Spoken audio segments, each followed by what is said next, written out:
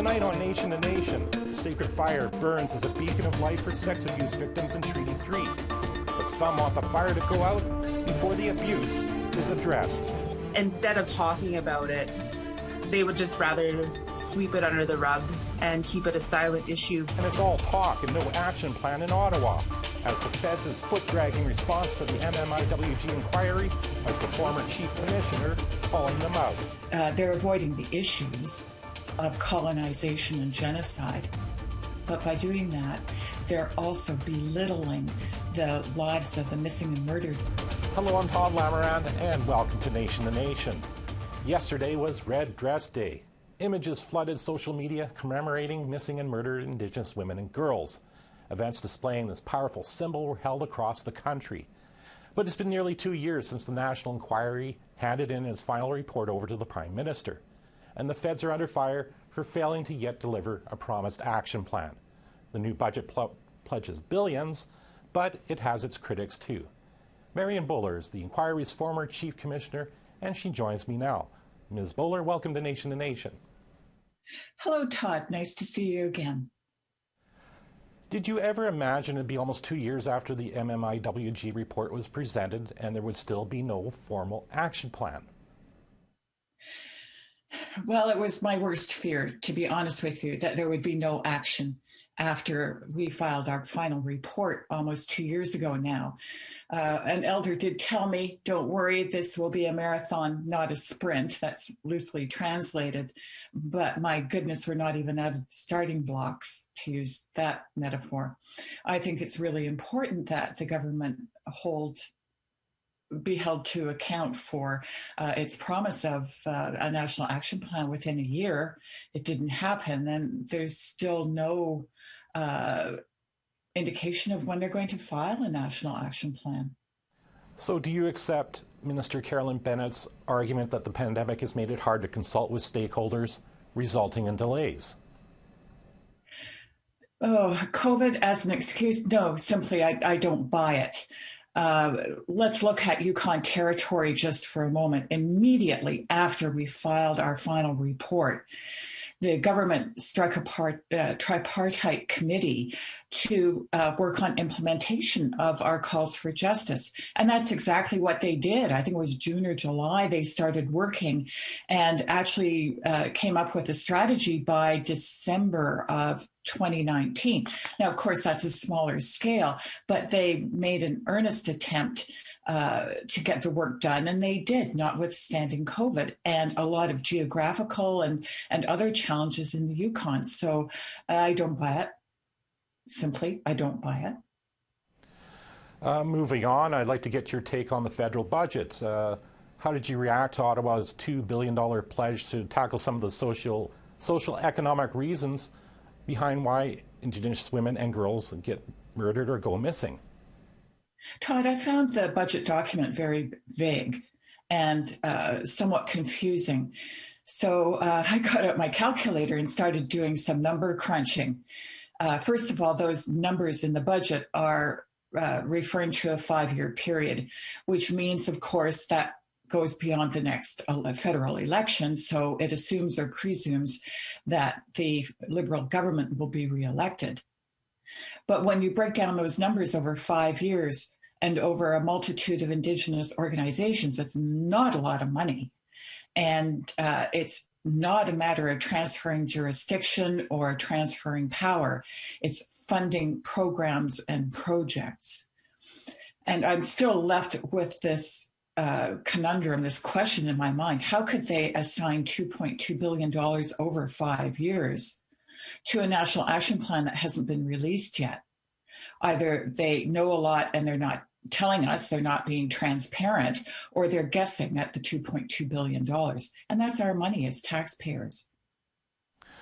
In that $2.2 billion, it's almost $1 billion for policing, with the rest going for things like culture, healthcare, and judicial reform. Do you think the feds are spending it in the right places? Todd, I don't think they're spending the money in the right.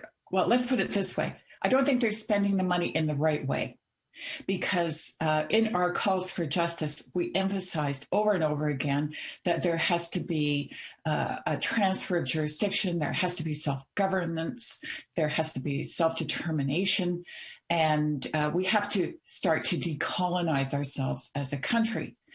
So there has to be a change in the way of thinking. Let's not have more projects that the government funds and the government manages and the government approves or disapproves of. Let's move towards handing off that jurisdiction to Indigenous organizations and Indigenous governments and funding them appropriately and resourcing them appropriately. Let's not continue the colonization through more projects and programs that the government, the federal government in this case, controls. Some of those things you've just talked about, Bill C-15, which is the UNDRIP bill, are supposed to address. Do you think if that gets through Parliament maybe as soon as the end of June, that what you're talking about might get better? Well, with UNDRIP, I hope things do get better because there'll be new ways of holding the government to account, federal government anyway. Of course, we have UNDRIP adopted out here in BC, so our situation out here in BC is somewhat different. But I think that by adopting Bill C-15 and UNDRIP, the government will have less opportunity to sidestep the issue of genocide. And speaking of genocide, the inquiry called this an ongoing genocide, but the government is calling it an ongoing tragedy. How significant is that little difference in language? Todd, words are important. Our elders tell that. What we say is very important, also how we say it.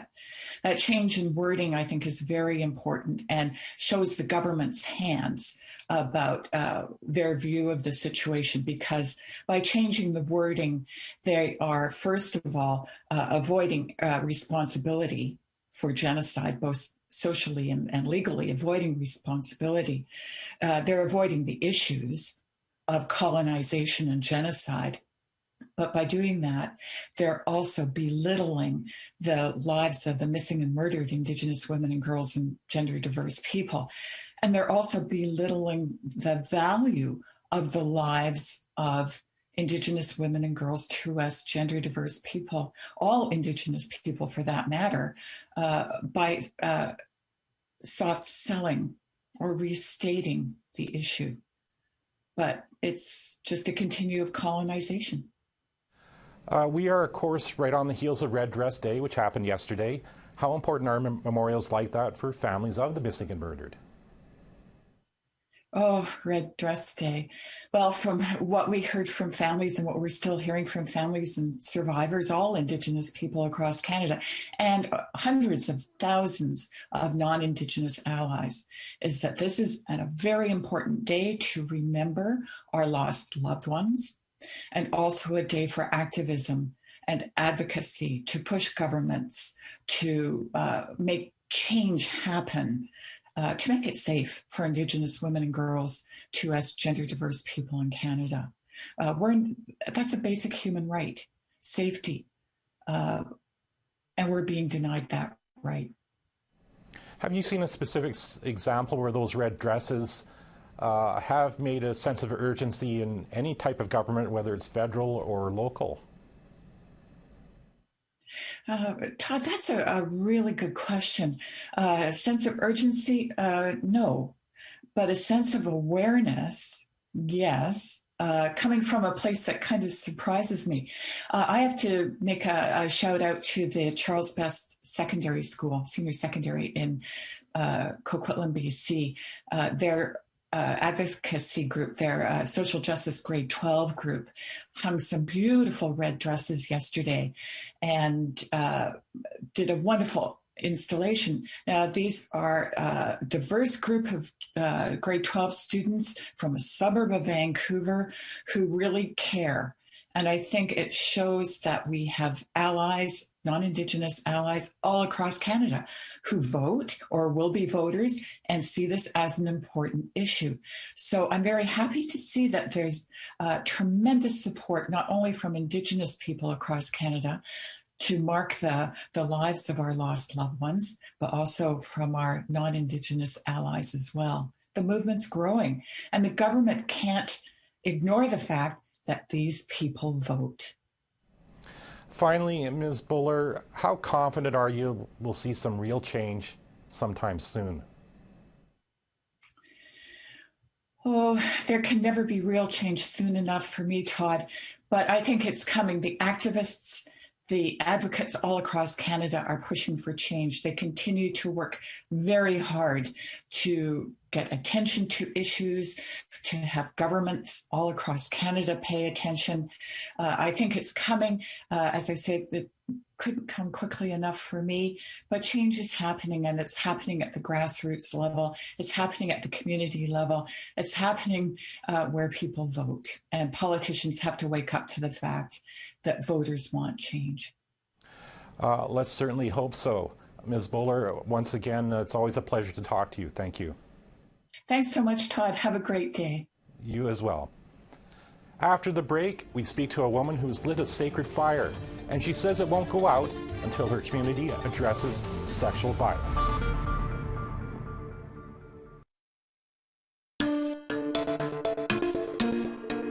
Welcome back. As we heard before the break, the federal government has been accused of dragging its feet when it comes to releasing its MMIWG report action plan, although Ottawa says some of the report's findings were addressed in the last federal budget. Meanwhile, a group of Anishinaabe women are calling out sex abuse in northwestern Ontario. They've lit a sacred fire and say it won't go out until the community of Eagle Lake First Nation addresses sexual violence and the intergenerational impacts of abuse. Here to speak about that is one of the organizers, Shayna Gardner. Welcome to Nation, Ms. Gardner. Hi there. Now, I understand that the sacred fire was lit back in March, but I want you to tell me what it means to you.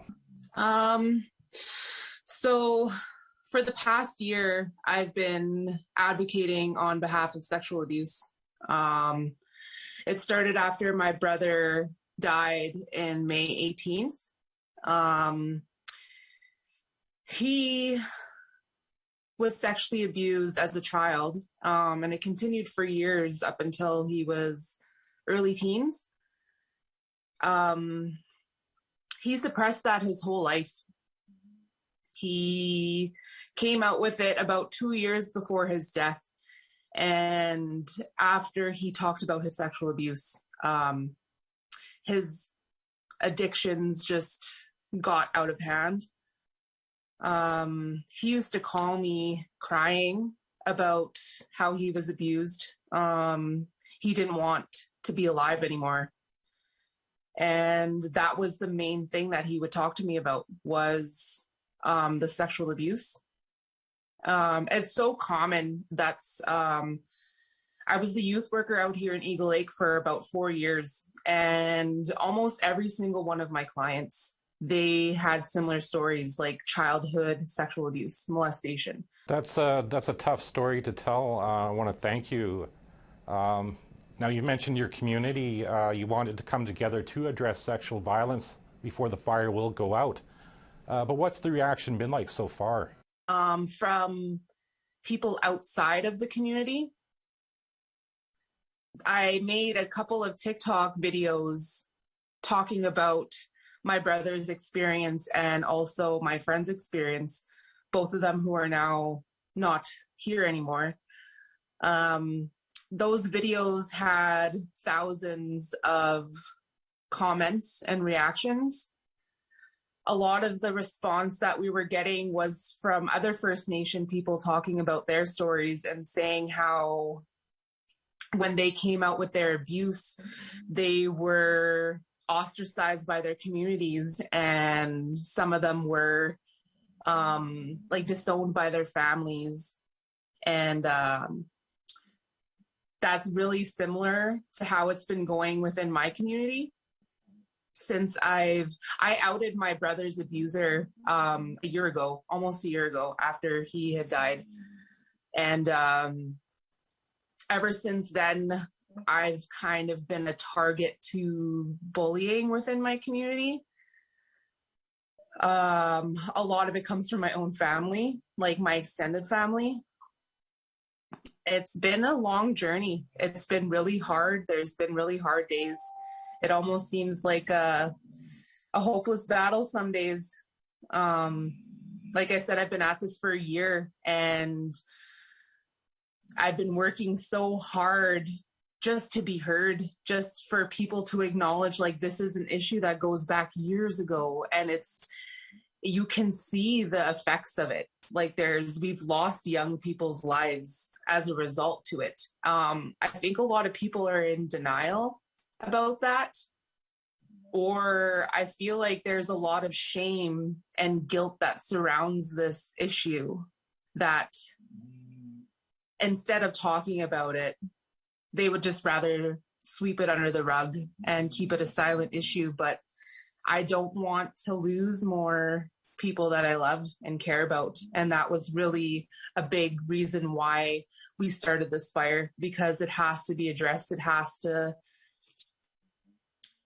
And it's going to take the community to address it. And I know that it's going to be hard. It's going to be a painful process, because like I said, there's so much shame and guilt around it, and anger. And I think one of the main responses that I've gotten has been, you just need to forgive and let go. And I don't understand that, because to me, that's almost like, if you just forgive somebody for that and continue on with your life, I understand the concept, like, for yourself, it's better to do that. But that's almost allowing that behavior to continue. Like, my brother's abuser, he abused many more. A lot of them came forward to speak about their own experiences from this particular person. And if you're just forgiving, it's just allowing that behavior to continue. And the only way, I believe, to deal with it is, like, at a community level. It has to be talked about. It sounds like this is a very widespread problem, not just your community of Eagle Lake, but right across Treaty 3.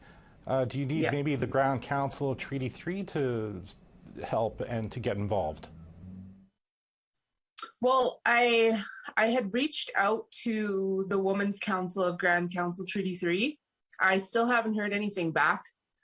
I was supposed to have a meeting scheduled with them, but even to bring it to that level and to have them push for Grand Council would be great, because, like you said, this is such a nationwide issue. A lot of people that have reached out since we started aren't just from Canada. Like, there's a lot of First Nations from America as well. And, like, it absolutely stems from residential school and colonization. Like, I understand that that's where it comes from. But at what point are we just using that as an excuse to continue that behavior? Like, I've seen the effects of it. I've lost people that I love as a result. And I see a lot more people struggling with that, not just in my community, but from all over. Sitting around your sacred fire are the photos of two people who have passed, your brother Kyle Gardner and Stephanie Kiash. Can you tell us more about perhaps Stephanie and why they sit around the fire with you? Yeah, so they've been a huge motivator in why I started this in the first place. Like I was telling you, my brother passed away in May 18th of last year. And a few months later, my friend Stephanie, she committed suicide December 8th. So Stephanie, I met her years ago. She used to live with me. And she was sexually abused by one of our roommates. I was subpoenaed to court as an eyewitness because he had taken a video and I seen the video. It took her years to come forward and make a police report about it. But I was subpoenaed to court and he's actually been found guilty as of recently. And I wish he was here because I seen that court process and how much it was taking an impact on her mental health, like reliving that trauma while he's sitting right there in front of her in a courtroom.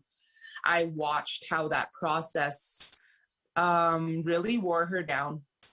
And I was also witness to, I used to take her to ceremonies with me. I would take her to the sweat lodge, to shake tent. We danced together at powwows.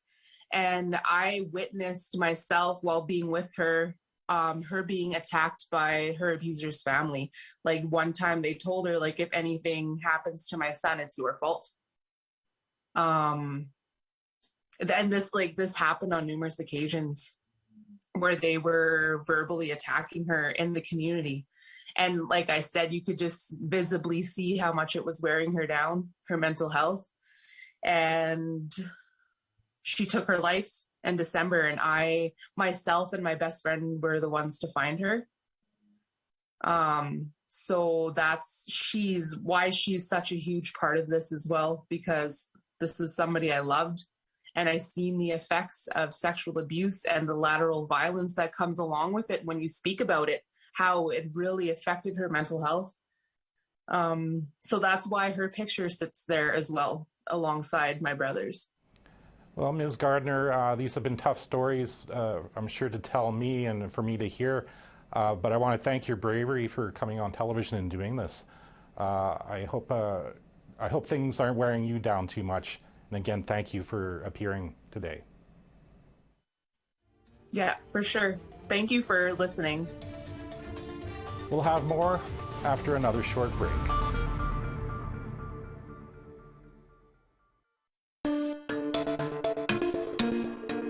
Welcome back. Today, the House's Standing Committee on Indigenous Affairs began a new study. This one on enforcement on First Nations. But what does that mean? For one, it's about making First Nations policing on reserves an essential service. A year ago, Public Safety Minister Bill Blair committed to co-developing legislation to that effect, even giving the Assembly of First Nations $1.5 million last December to begin discussions on this issue. Today at committee, the Conservative critic for Indigenous Services, Gary Vidal, brought up the question of policing. Would you just take a moment and define for me what defining police services in your experience at the level of work that you both do, what defining a police service as an essential service would mean as a difference in the communities that you serve? That hasn't been clearly defined in any of the meetings that I've attended. I think what's key and critical is to ensure that, again, we're not under a grants and contributions program, that funding cannot be sustained or secured. We need to recognize and realize that we are not asking for anything more in our funding, but we certainly don't want anything less. Our communities deserve it, and we want to ensure that our service officers and staff are treated in the same manner that other police services often take for granted. As well, I would just add recognition of authority from the RCMP as well as the courts, the provincial courts. Our people expect the same services as the general population, and we are not getting that response from the RCMP or from the courts. That's all the time we have this week. As always, thank you for watching. I'm Todd Lamoran, hoping you stay safe and you're keeping healthy.